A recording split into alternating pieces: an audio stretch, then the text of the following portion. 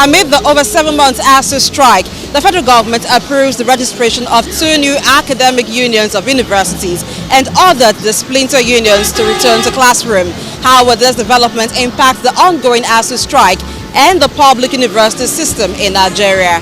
This is Report on ITV. I am Blessing Aichi. It's unfortunate that it's taking the dimension it's taking, and the government have introduced this divide and rule approach. Even the new union, there was a question they were asking, the man couldn't really answer. It was asking, Asuu is fighting a just cause. In this just cause, there are some that are personal. There are some that are for the generality of all of us. Now, assuming you were on your side, it's your side that have an issue to settle with government, and somebody who is the spokesman or who is the government representative. Now, on your side, we are seeing you as the general public, and somebody of that high caliber makes a walkout of the number 4 citizen, because this meeting was scheduled by the Speaker of the House of Rep, and the minister walked out on them. Do you see that as something palatable, or something as so disrespectful? But the other man, the other pretended not to be getting the question, playing it on network. But by and large, I think it will have an effect. But it may not be just now, but on the long run. Because you agree with me, there are some of the Asuu members who are already feeling, I think, let's take what has been given to us, then we can continue.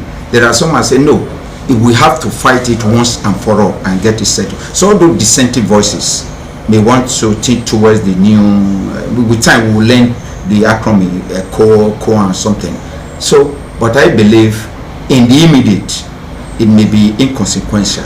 And I want to believe that the discussion that the Honorable Speaker of the House of Rep had with them, want to believe we have the hearing ear of, the listening ear of the President, because I know government is quite tired because we are working towards the election period.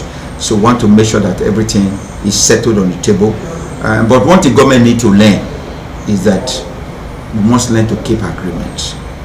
That is the side most of us as parents that we are taking with them. If you say you will do this and you do this, then nobody coaxes you to sign in it. If you sign it, just on your honor, and just if it's something you cannot do, let's come on the round table and say, please, because of this or this, and live a lifestyle that will actually prove to the generality of the people that things are really bad. The federal government is the father of all.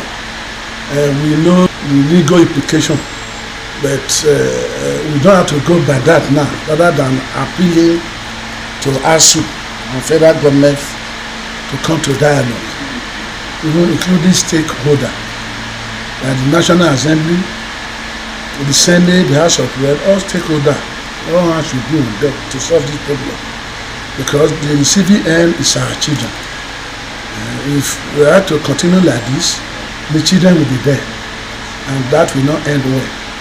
We just have to forget about the law first, rather than to continue to appeal. You know, father, in any way, father are always right. And the second problem I see is the budget. You know, this issue with the last budget that's affected this issue. We are talking of the money, what Asuu is asking, and how with the money comes out. Because the problem of education is a very big problem, because in education, university level, for example, even the states, they are not generating much. They are not generating much, apart from school fees and all that. But when it comes to funding, this is now the problem. How? So there is nothing more than to appeal more and more. Said in the second way, but the new budget that is coming now, if the education budget can be amended, that is the major problem there. That budget of education has to increase the budget to enable them to meet all with the demand, but there is no much fund in the universities. It is not possible for these two unions to come up at this stage now. According to their law, America, they said under the law, under trade union law, it's only one. Wherever your father hold you, it's always a problem. That is why I need to say it's an appeal. You should go by appeal. If this thing continue to linger on, our children will be at the civil end. It's not new. It is part of the diabolical divide and rule tactics of government over the years. If you remember, during the military regime, this was one of their arm twisting tactics that they used to break the unions. Of course, there are going to be those that will go and register. Of course, there are those that are going to stand their grounds to say no. We already have a union. We are not going to be part of that government registered unions.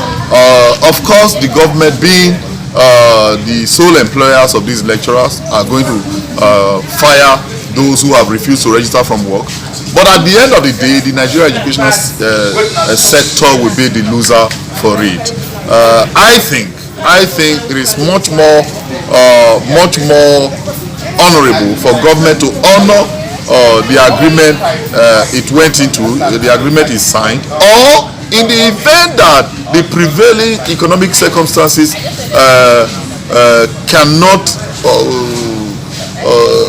allow government to honor those agreements, it is also more honorable to get Asuu to sit on the round table and have a discussion, rather than these very archaic divide and rule tactics that government is trying to employ. I think it doesn't even make government popular that you entered into an agreement, signed it.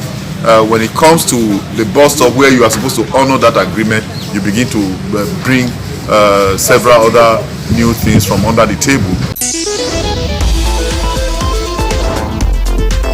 Though Asuu has said the registration of the two new academic unions of universities is inconsequential to it, respondents have opined that in the long term this may weaken Asuu's strength, especially as it concerns negotiations with the federal government. In all, they ask that the warring parties, that is the federal government and Asuu, sheath their swords so students can return to classroom and end the crisis in the education sector in Nigeria. I am Blessing Aichi.